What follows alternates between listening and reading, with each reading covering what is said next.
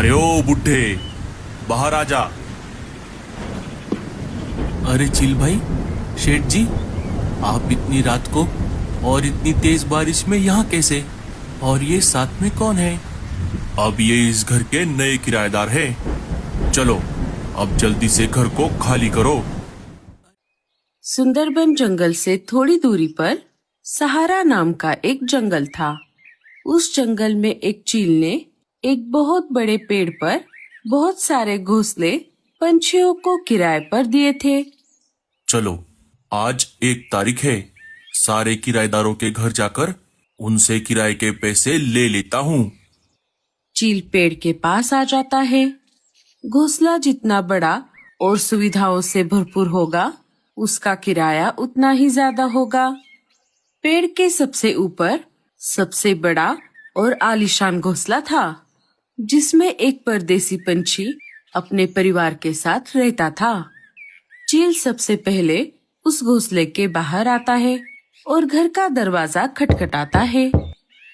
परदेसी पंछी घर के बाहर आ जाता है। अरे चिल भाई, कैसे हो आप? ये लीजिए हमारा इस महीने का किराया। अरे वाह वाह वाह वाह, परदेसी जी, आपकी ये बात मुझे बहुत अच्छी लगती है। इस पेड़ पर जितने भी घोंसले हैं, उनमें सबसे ज्यादा किराया आपके घोंसले का है। फिर भी हर महीने आप अपना किराया समय पर देते हो। और दूसरी तरफ वो बुढ़ा बुड्ढी है जो सबसे नीचे वाले घोंसले में रहते हैं। आज पूरे 6 महीने हो गए, उन्होंने अब तक किराया नहीं दिया। जब भी मैं उनके पास किराया मांगने जाता हूँ, उनमें से कोई एक बीमार पड़ा रहता है और घर से बाहर निकाल दिया तो उस टूटे फूटे घोंसले के लिए नया किराएदार भी नहीं मिलेगा। वो सब हमें नहीं पता। आप जल्द से जल्द उन्हें घर से बाहर निकालो। उन दोनों की वजह से हम भी बीमार पड़ जाएंगे। हाँ हाँ चिल भाई, हमारे भी छोटे छोटे बच्चे हैं, हमें उनके बारे में भी सोचना होगा। कहीं मेरे बच्चों को उन दोनों की बीमारी लग गई तो हम क्या करेंगे? अगर मैंने उनको अभी घर से बाहर निकाल दिया तो मुझे मेरा 6 महीने का किराया नहीं मिलेगा और मेरा घोंसला खाली रह जाएगा। और अब तक मुझे नया किराएदार नहीं मिला है। मैं अभी जाकर देखता हूँ। आज मुझे मेरे पैसे मिल गए तो ठीक, नहीं तो जिस दिन मुझे नया किराएदार मिलेगा, उस दिन मुझे पैसे मिले या ना मिले, मैं उसी दिन उन्हें घर से बाहर निकाल दूंगा। इतना बोलकर चील वहाँ से निकल पड़ता है। एक एक करके वो बाकी सारे घोंसलों के पंछियों से किराए के पैसे ले लेता है। आखिर में चील सबसे नीचे वाले घोंसले के बाहर आ जाता है, जहाँ वो बूढ़ा परिवार रहता था। अरे ओ बुड्ढे, घर से बाहर निकल और मुझे मेरे किराए के पैसे दे दे। आज पूरे 6 महीने हो गए हैं, तूने अभी तक मेरे पैसे नहीं दिए। या तो मुझे मेरे पैसे अभी दे दे, नहीं तो मेरे घर से बाहर निकल। चील भाई, मेरी पत्नी बहुत दिनों से बीमार है, इसीलिए मैं अब तक आपके पैसे नहीं दे पाया। लेकिन मैं जल्द ही कुछ काम ढूंढता हूँ और जैसे ही मुझे कोई काम मिल जाएगा, मैं आपके पैसे दे दूंगा। अगर मैंने इसे अभी घर से बाहर निकाल दिया तो मुझे मेरे पैसे नहीं मिलेंगे और नया किराएदार मिलने तक मेरा घोंसला भी खाली रहेगा। अरे चील भाई, क्या हुआ? आप कहाँ पर खो गए? ठीक है, अभी तो मैं चला जाता हूँ, लेकिन तू एक बात का ध्यान रखना कि जब तक मुझे नया किराएदार मिलता है, बस तब तक तुम यहाँ हो। जिस दिन मुझे नया किराएदार मिलेगा, उस दिन मैं तुझे घर से जरूर बाहर निकालूंगा। इसीलिए जल्द से जल्द पैसों का इंतजाम कर देना। चील वहाँ से चला जाता है। अजी, अब हम क्या करेंगे? मैं जरा बाहर जाकर कुछ काम ढूंढता हूँ। बूढ़ा पंछी काम की तलाश में यहाँ वहाँ भटक रहा था।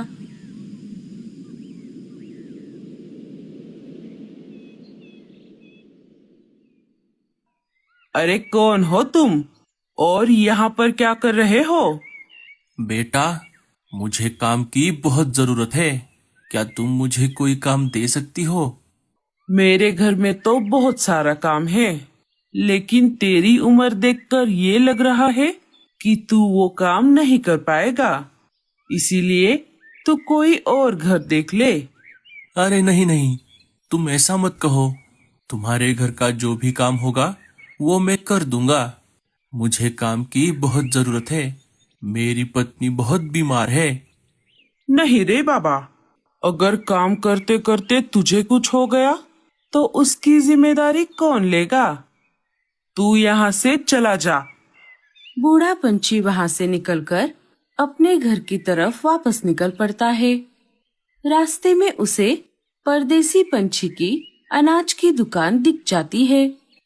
अरे ओ बुड्ढे, तू यहाँ क्या कर रहा है? शेठ जी, मुझे काम की बहुत जरूरत है। क्या आप मुझे कोई काम दे सकते हो? काम तो वैसे बहुत सारा है, लेकिन क्या तू कर पाएगा? हाँ हाँ शेठ जी, मैं जरूर करूंगा। परदेसी पंछी बूढ़े पंछी को दिन भर अनाज की बोरियां उठाने का काम दे देता है। रात हो जाती है। शेठ जी, मेरी आज की दिहाड़ी?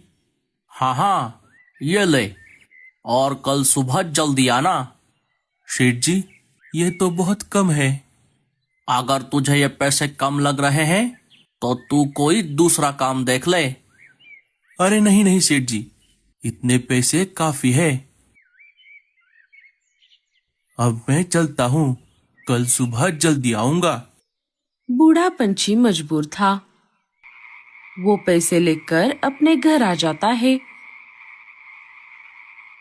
परदेसी पंछी अपने बीवी को सारी बात बता देता है। इस पर दोनों जोर जोर से हंसने लगते हैं। आप उस बुढ़े को बहुत काम लगाओ और बदले में कम पैसे देना। सुबह हो जाती है। सुबह होते ही बूढ़ा पंछी काम के लिए चला जाता है। तभी थोड़ी ही देर में परदेसी पंछी का बेटा छुपन छुपाई खेलते हुए बूढ़े पंछी के घर में चला जाता है। ये सब परदेसी पंछी की बीवी देख लेती है और गुस्से से आग बबूला होकर बूढ़े पंछी की बीवी को बहुत डांटती है। अरे ओ बुढ़िया, तूने तेरे घर का दरवाजा खुला क्यों छोड़ दिया? अगर तेरी बीमारी मेरे बेटे को लग गई तो इसकी जिम्मेदारी कौन लेगा? पता नहीं कहाँ से आ जाते हैं। जब से यहाँ आई है तब से फोकट में यहाँ पर रह रही है। जब दोपहर को परदेसी पंछी खाना खाने के लिए घर आ गया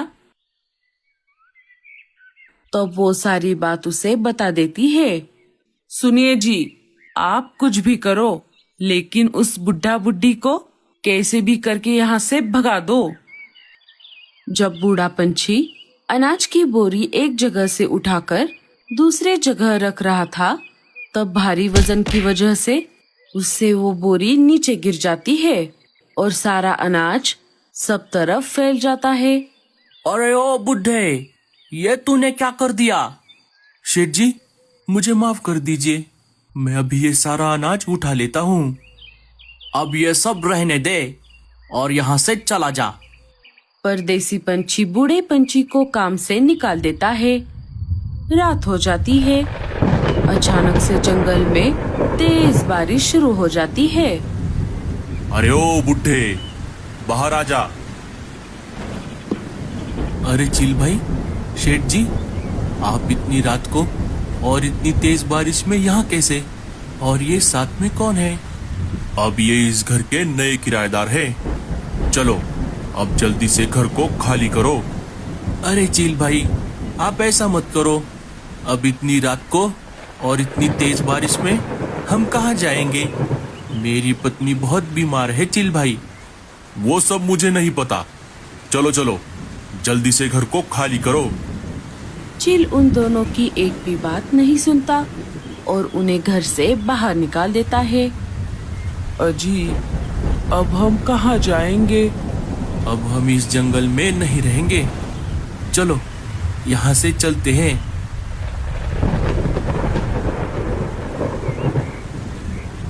बहुत देर तक उड़ने के बाद वो सुंदरबन जंगल में आ जाते हैं। सुनिए जी, वो देखिए, उस पेड़ पर एक घोंसला दिख रहा है। चलिए हम वहाँ पर जाकर उनसे मदद मांगते हैं।